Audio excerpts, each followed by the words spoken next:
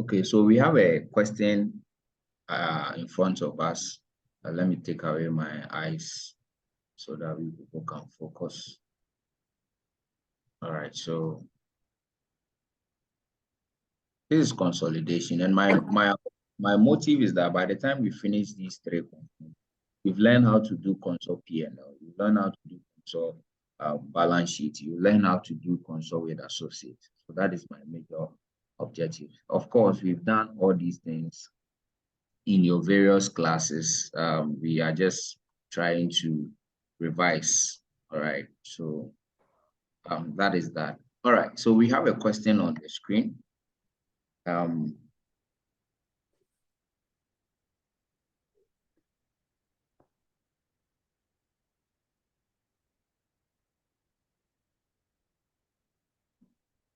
Okay. So the question reads, pedantic. Pedantic.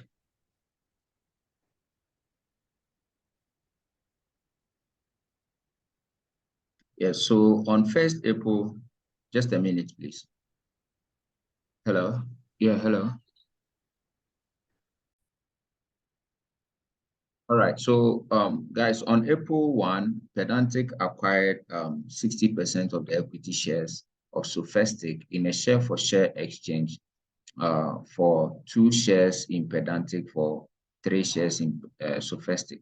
The issue has not yet been recorded by Pedantic. At the date of acquisition, Pedantic had a market value of 6, and you have the other information below. So you have the P&L, and so you check the date. Just a minute again, sorry. Yeah, hello. Anything.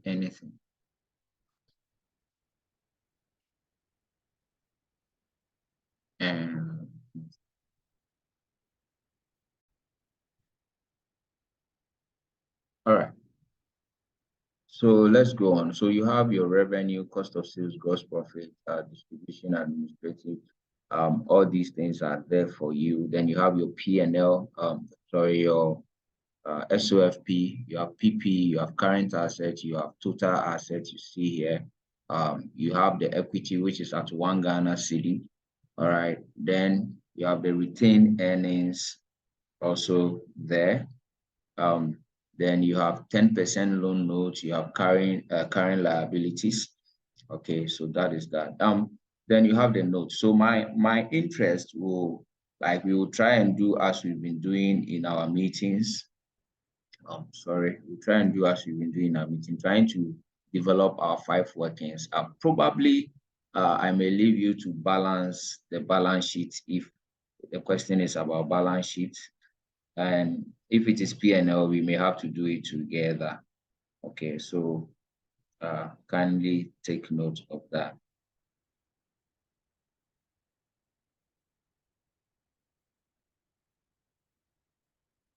Okay. So now, what do we do at our first workings? But before then, let's go through this. On the date of acquisition, the fair value of Sophistic assets were equal to the carrying amount, with a section of plant, which had a fair value of 2 million in excess of their carrying amount. And please, those of you who have been in class with, you remember that sometimes it is not always that an excess, it is also in short. So it's not like always it is excess. Sometimes it is in short.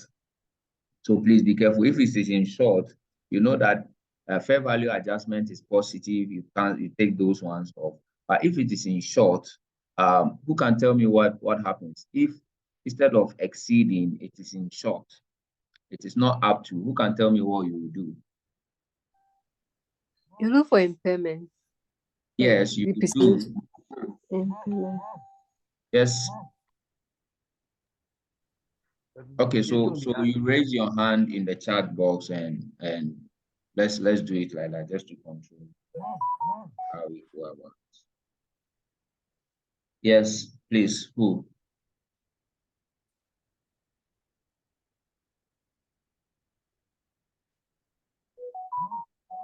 Okay, Melda, let me hear from you. It means impairments are taking place because Yes. the carrying amount is greater than the net realizable value. Yeah, great. So in that case, when you are writing it off, instead of leaving it positive, you put it in negative, right? Put it in bracket. And when you bring the impairment will rather be in positive. Okay, so when we are doing this thing, I'll try and show you how it looks like. All right, so that is what this thing is about. Sales from sophistic to pedantic. This one will be sales from the subsidiary, right? So workings what? Workings what? Where will it be seen? Workings two. Workings two. All right, so that's fine. Then you have other than, we said that other than where indicated, income statements items are deemed to accrue evenly. Please, this assumption, it is always stated, okay? Even if it is not there, assume it is there. Then you have sophistic trade receivables, as at 30th September is 600,000 due from Pedantic. We did not agree with Pedantic corresponding trade payable. This was due to cash in transit of 200,000 from Pedantic to Sophistic. Both have a positive bank balances. All right, so that one too is intra-group. So we have Pedantic policies to account of accounting is NCI fair value. The purpose for this purpose, fair value of goodwill attributable to NCI. I like this. All right. So that is that. I like this one. A consolidated goodwill will not be impaired as at this time. Then we are required to do both. So this is the question for both. All right. So by the time we are done, I mean, we should be able to understand everything under consolidation. The two. So let's start with one. What do we do? Which working do we start with?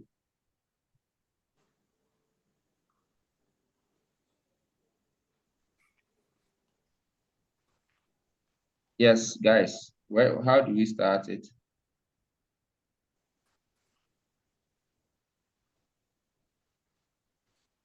No,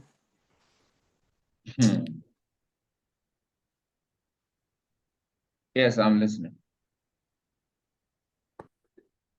Start with our group structure. All right, with our group structure.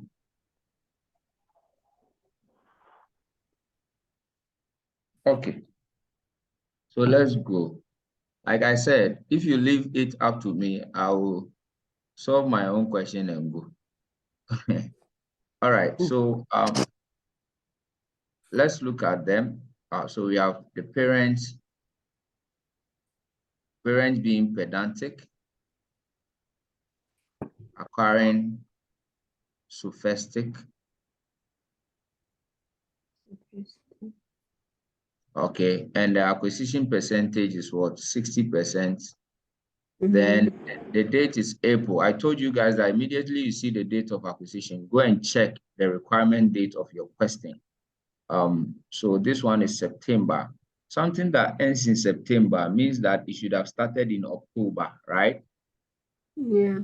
Yeah, so the fact that it is starting in April will be how many months now? 6 months. 6 months. So April to September, the same year is 6 months. So you do 6 months.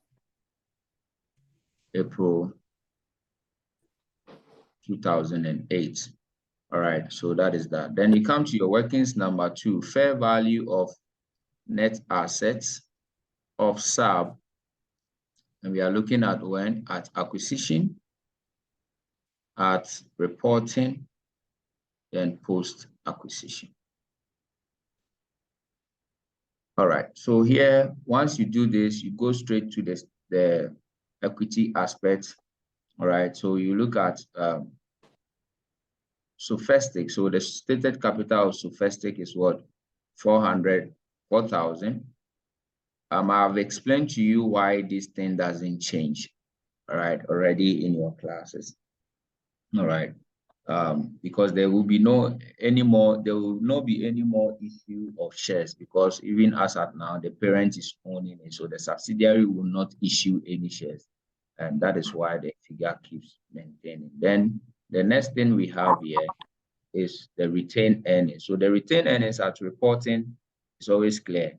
You pick it from here. Okay. So that is that. You pick that one. That is the first thing you should pick. Then you go and look for what? The retained earnings at acquisition. All right. Where do we find that? So where do we find that? Okay, so these are the date of acquisition. This one is our fair value adjustments. Or it was given to us at the top there, right?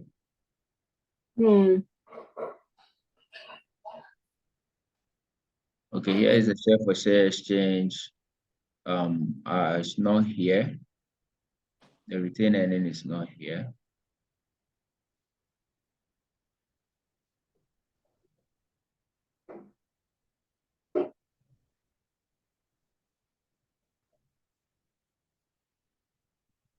Okay, so who can tell me where we can find it? Who can tell me where we can find it? I'm here now. Who can tell me where we can find it? You see, they gave you this for a reason, this P&L for a reason. All right, they gave it to you for a reason. And that is the P&L for the year. Okay. So yeah, so this P&L, so it means that we need to be careful about what we've put here. Okay. Yeah. So this period that we are talking about here is the year in question. All right. So, and they told us that they bought the company at this place. All right.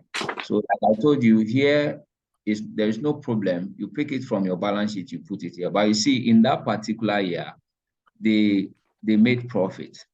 And this is the profit for the subsidiary. You could see over here it's 3,000, right?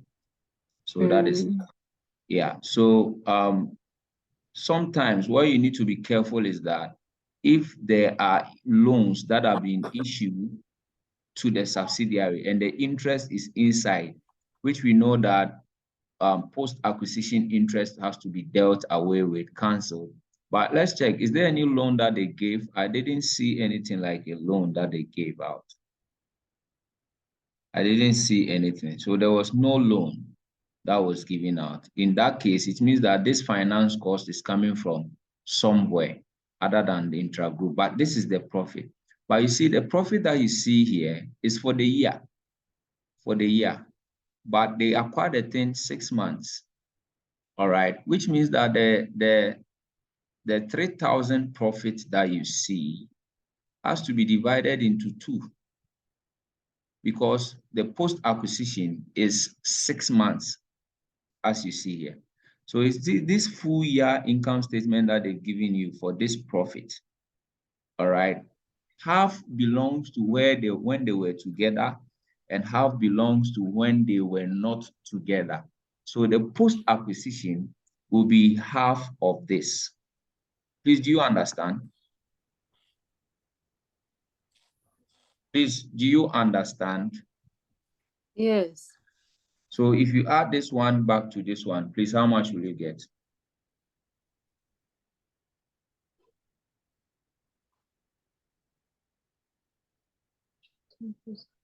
Take your calculators. We are in class. Don't be spectators. Some people are just, see, if you don't want to be involved, then you can decide to watch football. Today there is Champions League. All right. When we are done, we will send you the video so that you watch. But if you want to be part of this class, you have to make it interactive.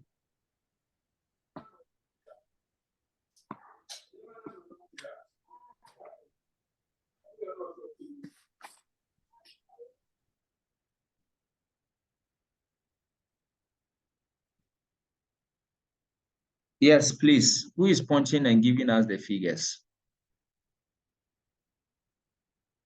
I have 11 people, like 10 people here, and I need you guys to be involved. Yes, please.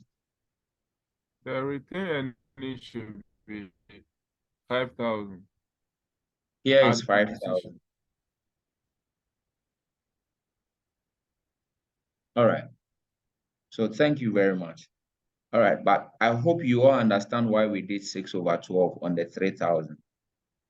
So it is not always the case that Yes.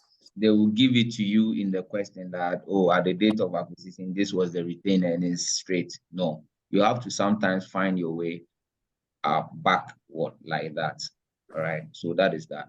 Now, once you have done with these things in the financial statement that you have over here, so you've done with these aspects.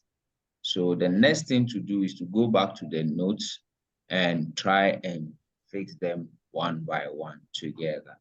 Now, at the date of acquisition, this is where we have the fair value adjustment. So the fair value adjustment is what, 2 million in excess. So you do 2 million, 2 million. This is where I am saying that if it is impairment, then it means you have to what? Put it in bracket. Now, I also explained to you in class that we don't just do this thing for a reason, because the thing has a useful life, 5 years, which we are supposed to do depreciation for it. But you could just do the depreciation and report it at over here. But what we do here gives you the opportunity to do fair value adjustment, what? Depreciation. And that one will affect the reporting figures. All right. Please do know that we've done IAS 16, and IAS 16 subsequent measurement says that the cost will suffer what? Accumulated depreciation and any depreciation again. So it's not just that we just put it here and put it here. Do it with understanding. This one is fine, but this one has to be reduced to the subsequent measurement. So we need to take the depreciation out. How much is the depreciation? Please, you can. 400. Yes, so for the sake of people joining, how did you derive the 400? I divided the 2,000 there by the 5 years. Was that all? So there is a reason why Times there the is a reason 6. why we do this. There is a reason why I make you Times people 6 divided by, exactly, and 6 divided so by it's 2 200. is what? So 200. it's rather 200, sorry. 200, All yeah. right. So that is that. So sometimes here will be 3 years, it will be 2 years, it will be whatever years. When you are doing the depreciation adjustment, you need to always multiply it, all right, over there. All right. So that helps us deal with this thing, the one over here. Now it says that sales from sophistic to pedantic. So sales from sophistic to pedantic, and this one is sophistic, right? So it means that we need to do perhaps if there is any of these things left in the closing stock. So the sales, and don't forget, normally when I'm doing this, if not for want of space, when I'm doing this, I do the P&L straight, because immediately you do this, you see this thing has to go through the P&L. And immediately you see these things too, you see this one has to be deducted from what? The sales, and at the same time the cost of sales. This one has to be added to cost of sales. So you do it straightforward, because let me see if I can squeeze.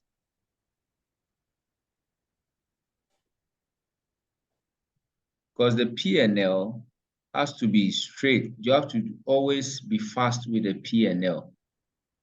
Very, very fast with the P&L. So under normal circumstance, you create a P&L. As for P&L, it is constant, all right? It doesn't change. Okay, so you know your IAS 1. So those ones that do not change. So you should go straight and be doing it. Unfortunately, because of space, we'll have to go, try and do this thing one by one. And I need you guys to be aware of those things. All right, anyway, let's move on. So note 1 is dealt with. Note 2, so it says that sophistic and post-acquisition period were 8 million. There is no problem if there will be no closing stock on these sales. If there will be no closing stock on these sales, you don't need to worry yourself and do any PAP. But the fact that there is some of the stock there, that is why you do PAP. Okay. So here you have Pedantic has sold 5.2 of this. So it means that there is some parts remaining. How much will be remaining?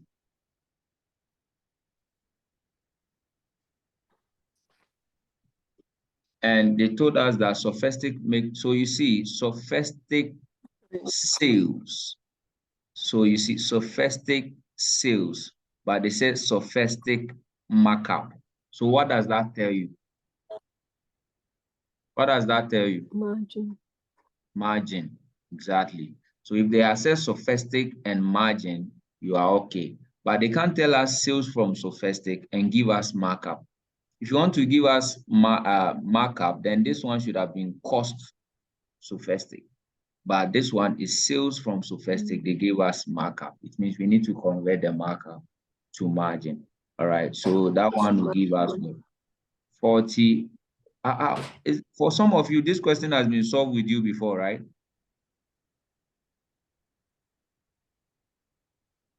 So how much? How much is that? How much will be left? I think for some of you I've done it looks so familiar to me. 2.8.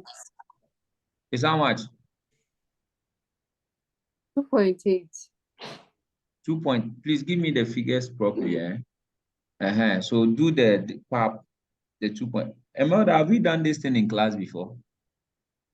This question. No. No, we've not Oh, done it before. Thomas, please, what was asked? who is that? Stephanie. Oh, that one is like some years ago. Oh yeah, those of you doing corporate reporting. Then what you can go and watch football if that is the case.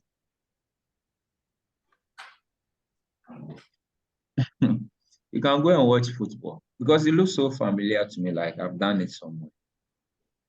Okay, so please, what is the answer here?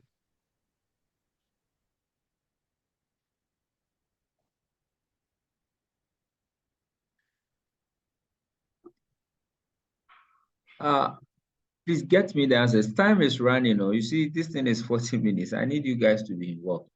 Then it means definitely you have to exit us and go and enjoy your life. Go and learn other things. I'll meet you people especially for your own consolidation for the corporate reporting. So you go and go and study something else. Unless you just want to use this as a revision. I'll stay for a while. All right, guys, get me the answers, please. I'm not having calculator.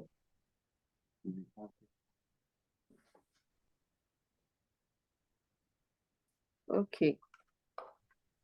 800,000. 800,000. Okay, so 800.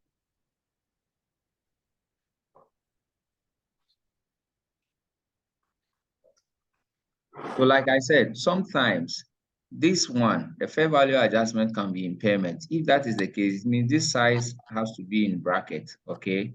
Instead of the excess, if it is impairment, it has to be in bracket.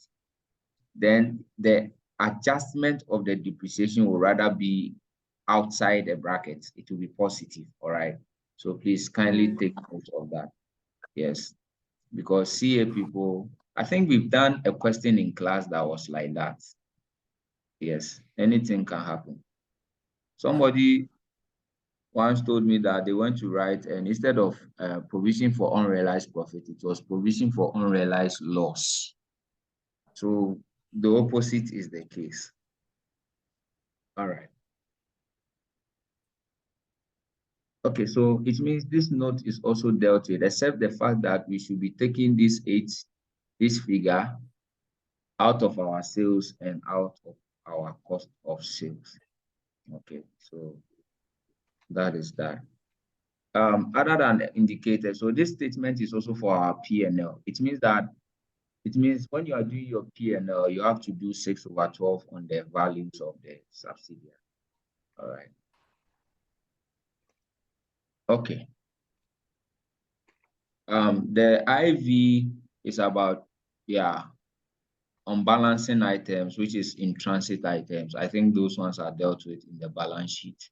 It is the policy to measure fair value. We need it when we are doing purchase consideration. Okay, I think that's that. Is any other thing somebody has spotted that we've not done?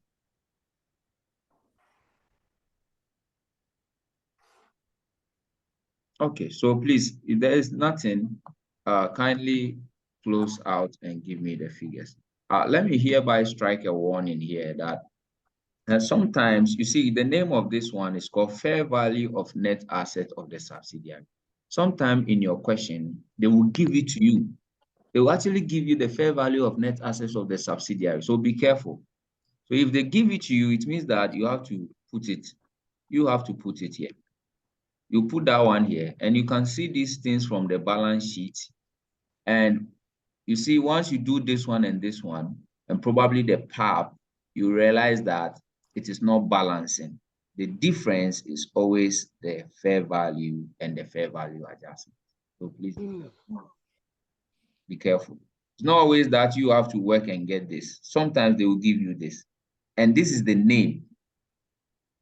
Some of you do the thing without understanding. And when I say format now, no repeat or repeat. But watch the question. Read the question with understanding. All right. If they give you this, it means that is what you have here. All right. So here you do this one, you do this one, and the PAP. Once you finish, you see that it's not balancing. The difference of the unbalancing is coming from your fair value adjustment. So please note that. All right, so you can give me the figures. I think this one will be 11,000. All right, and please, how much will be this one? I think here too will be 5,000, 500. In that case, here should be 11,500. You can confirm for us.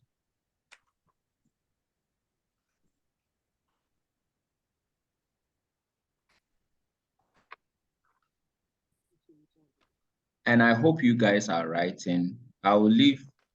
We have 4 minutes to, and this thing will go off for you to rejoin. So 4 minutes. I just want to leave it hanging. You can ask any question. We will rejoin and start the goodwill aspect of it.